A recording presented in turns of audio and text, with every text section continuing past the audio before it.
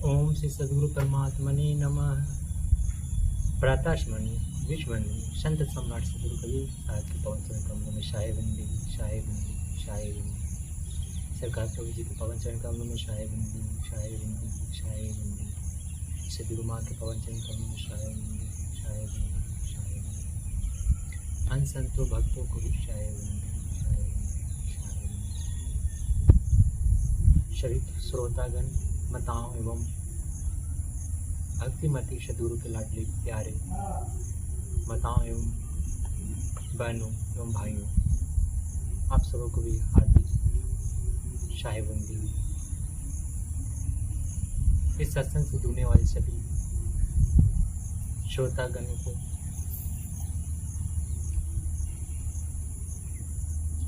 शाहेबंदी शाहेबंदी। आज हम लोग एक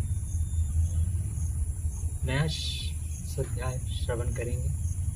इस सत्संग के माध्यम से आदर्श संत, कुछ आदर्श संतों के जीवनी के बारे में जानेंगे।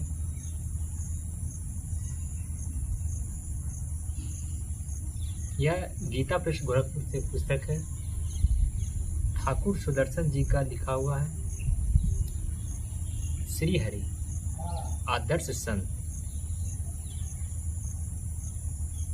लेखक ठाकुर सुदर्शन जी सिंह जी।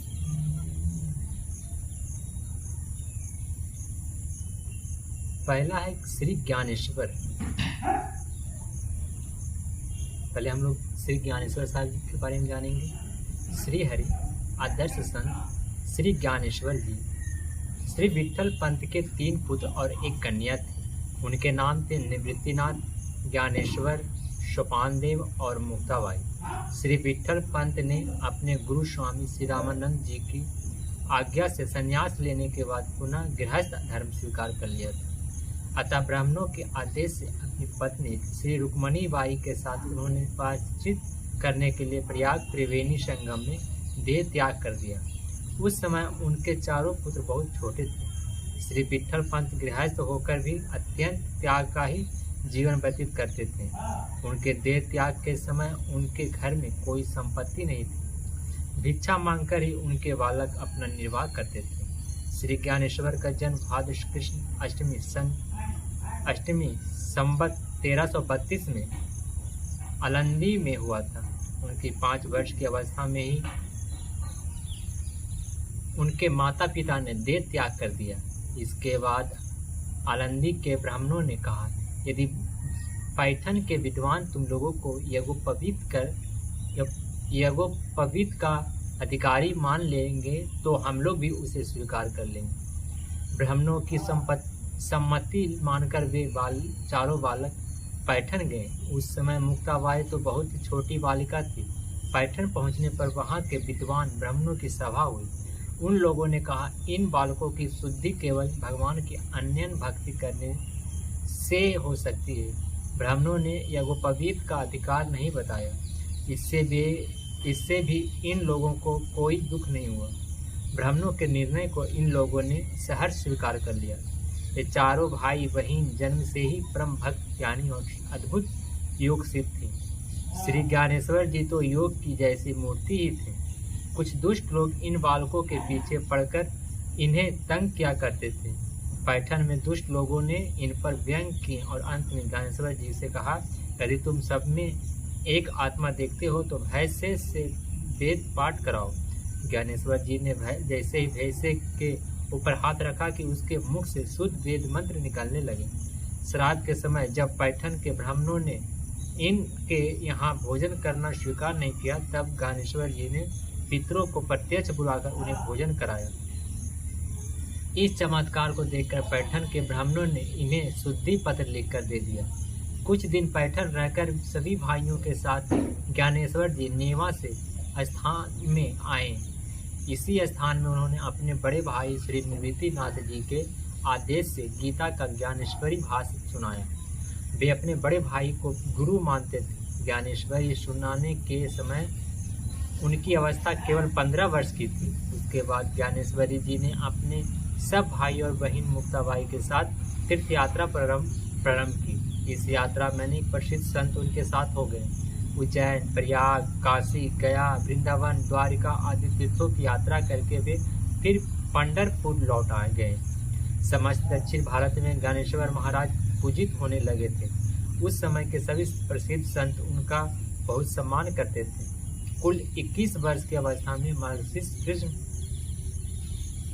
कृष्ण 13 विक्रम संवत 1353 को उन्होंने जीवित समाधि ले ली। उनके 1 वर्ष के भीतर ही सोपान देव, मुक्ताबाई और श्री निर्वृति नाथ जी भी इस लोक से ब्रह्मधाम चले गए।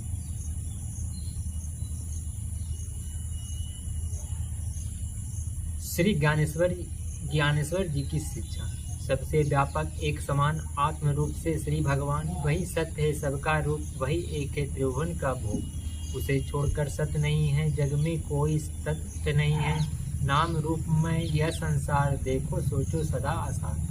जब इससे होगा वैराग, होगा श्री विठ्ठल से राग, तब होगा यह अंतर शुद्ध, तब नर होगा सत्य प्रबुद्ध।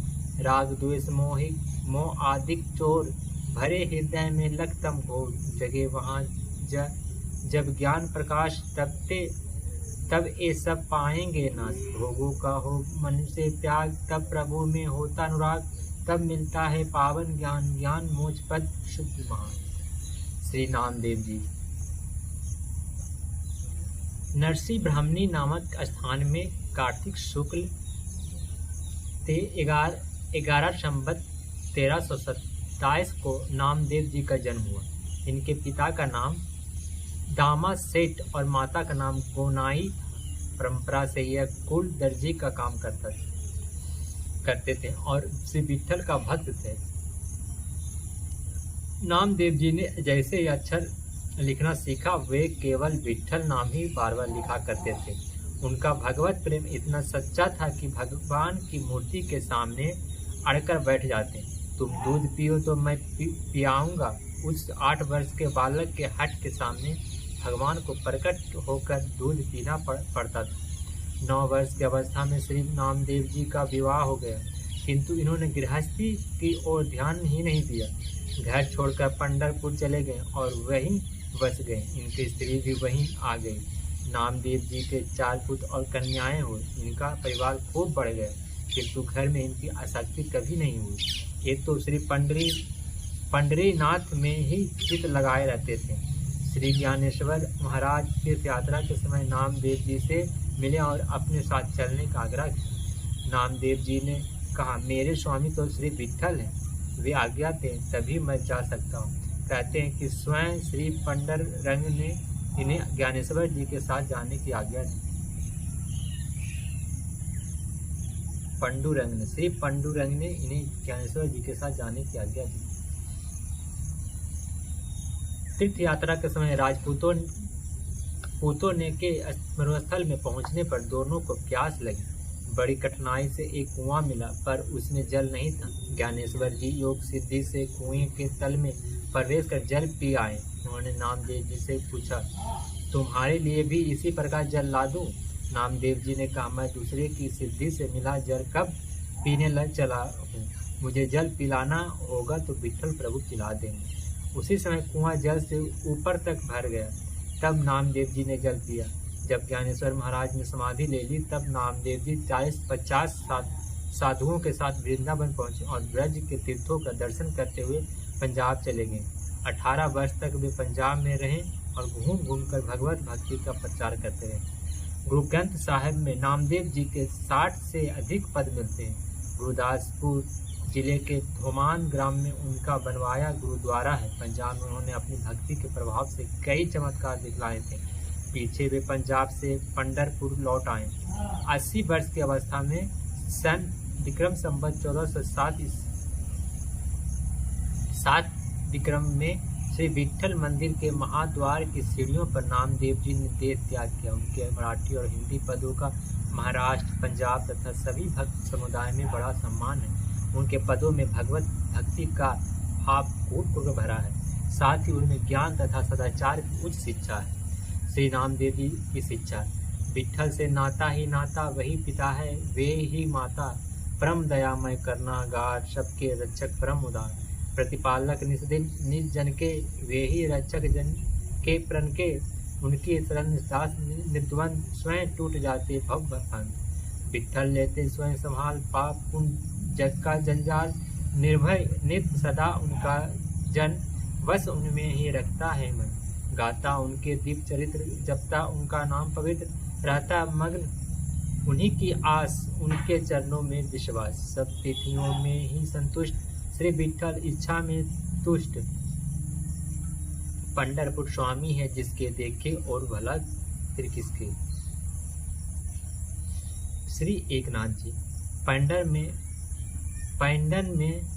पैडन में संवत 1590 के लगभग श्री एकनाथ जी का जन्म हुआ था। इनके पिता श्री सूर्य नारायण जी और माता श्री रुक्मिणी जी थी।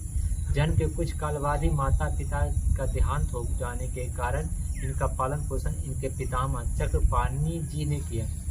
श्री एकनाथ जी बचपन से बड़े प्रतिभाशाली और भजन निष्ठ थे। बाल्यावस्था में ही इन्होंने रामायण महाभारत तथा पुराणों की कथा सुन ली। 12 वर्ष की अवस्था में एक भगवत प्राप्ति के लिए व्याकुल रहने लगी। एक दिन रात के समय शिवालय में बैठे हरि गुण गा रहे थे। उसी समय इन्हें देवगढ़ में श्री जनार्दन पंत जी के पास जाने का दिव्य आदेश मिला। तत्काल ही ये चल पड़े और तीसरे दिन देवगढ़ पहुंच गए। श्री जनार्दन स्वामी ने इन्हें अधिकारी जानकर अपना शिष्य बनाया। श्री एकनाथ जी 6 वर्ष तक गुरु सेवा में रहे। बड़ी तत्परता से गुरु की सेवा करते थे। गुरु की कृपा से ही इन्हें भगवान दत्तात्रेय का साक्षात दर्शन हुआ। इसके बाद गुरु की आज्ञा से शूलभर्जन पर्वत पर जाकर एक कठोर तप करते रहे। तप पूरा हो जाने पर फिर गुरुदेव के पास लौट आए। अब इन्हें गुरुदेव ने संत दर्शन तथा भक्ति का प्रचार करने के उद्देश्य से तीर्थ यात्रा करने की आज्ञा दी। तीर्थ यात्रा में ही इन्होंने चतुर्श्लोकी भागवत पर मराठी में पद ग्रंथ लिखा। श्री एकनाथ जी के पितामह ने श्री जनार्दन स्वामी से एकनाथ जी के नाम विवाह करके गृहस्थ बनने का आज्ञा पत्र लिखा लिया था। श्री तीर्थ यात्रा से जब एकनाथ जी लौट रहे थे तब मार्ग में ही उनके पितामह ने वह आज्ञा पत्र लिखाया। गुरु की आज्ञा स्वीकार करके एकनाथ जी ने विवाह किया। इनकी पत्नी श्री गिरिजाबाई बड़ी ही पति परायण आदर्श गृहिणी थी। वे सदा पति सेवा में तत्पर रहती थी। श्री एकनाथ जी के ग्रंथों में सबसे लोकप्रिय ग्रंथ श्रीमद्भागवत के 11 स्कंद का मराठी पदानुवाद है। उनके और भी कई ग्रंथ महाराष्ट्र में प्रचलित हैं, एक एवं समान माने जाते हैं। अपना पूरा जीवन एकनाथ जी ने भगवत भक्ति के प्रचार में ही लगाया। इनके धैर्य, अक्रोध, क्षमा एवं सर्वत्र भगवान को देखने के दृढ़ भाव के विषय में कई घटनाएं प्रसिद्ध हैं। श्री एकनाथ जी जब गोदावरी में स्नान करके लौटते तो मार्ग की सराय का एक मुसलमान उसके ऊपर कुल्ला कर देता। बिना कुछ कहे एकनाथ जी फिर स्नान करने लौट जाते। एक दिन तो उसने 108 बार कुल्ला कर दिया और एकनाथ जी प्रत्येक बार चुपचाप स्नान करने लौट गए। संत की अद्भुत क्षमा देखकर वह उनके चरणों पर गिर पड़ा। प्रयाग से गंगा जल की कांवर लेकर श्री रामेश्वर जी को चढ़ाने के लिए एकनाथ जी जा रहे थे। मार्ग में एक उजाड़ भूमि में एक प्यासा गधा तड़प रहा था। एकनाथ जी ने वह गंगा जल उस गधे को पिला दिया। उनके घर रात में भूखे ब्राह्मण आए। वर्षा हो रही थी। भोजन बनाने को सूखा ईंधन नहीं था। एकनाथ जी ने अपने पलंग के पाए पाटी जलाने को देकर भोजन बनवाया। इस प्रकार के उदार लोकोत्तर चरित्र और भगवत भक्ति के चमत्कार की घटनाएं उनके जीवन में बहुत अधिक है। इनके प्रभाव से पैठन और उसके आसपास हरी भक्ति की धारा उमड़ पड़ी। चैत्र कृष्ण 6 विक्रम संवत 1656 को गोदावरी का तट पर ही एकनाथ जी ने शरीर छोड़ा। उस समय एक पूर्ण स्वस्थ थे। गोदावरी स्नान करके हरि भक्तों के कीर्तन ध्वनि के मध्य उन्होंने समाधि ले ली। श्री एकनाथ जी की शिक्षा सब में है श्री पंडरीनाथ सादर अंत झुकाओ मात, किस पर क्रोध करेगा कोई, सब में जब प्रभु विठ्ठल वे नाना रूप उनके सुंदर जग लीला वे ही लीलाधर, उन जगमग प्रभु की सेवा कर जन जाता भक्त सागर है तर।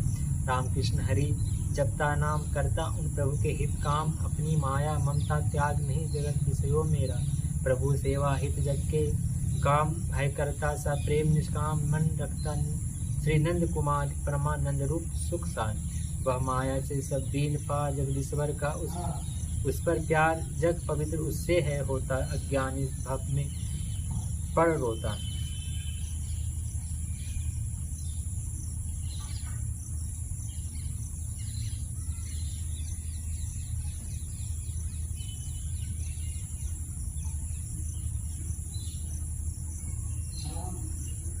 आज हम लोगों ने इस सत्संग के माध्यम से इस सदगुरु माँ के इस पावन प्रदेश झारखंड जन्मभूमि गिरिडीह के छोटे से इस ग्राम में, छोटे से कुटीर में, कर्णपुरा में हम लोग श्री संत जी के, श्री हरि आदर्श संत के गीता पेश गोरखपुर ठाकुर सुदर्शन जी के द्वारा लिखित ये पुस्तक आदर्श संत के बारे में, 3 संतों के बारे में हम लोग श्रवण किए। पहला श्री ज्ञानेश्वर जी का, दूसरा श्री ज्ञानेश्वर की शिक्षा, दूसरा श्री नामदेव जी का, श्री नामदेव जी की शिक्षा, तीसरा श्री एकनाथ जी का, श्री एकनाथ जी की शिक्षा तक खबरों श्रवण किया। आज इतना ही। कोटि सा नमन, साहेबन, साहेबन।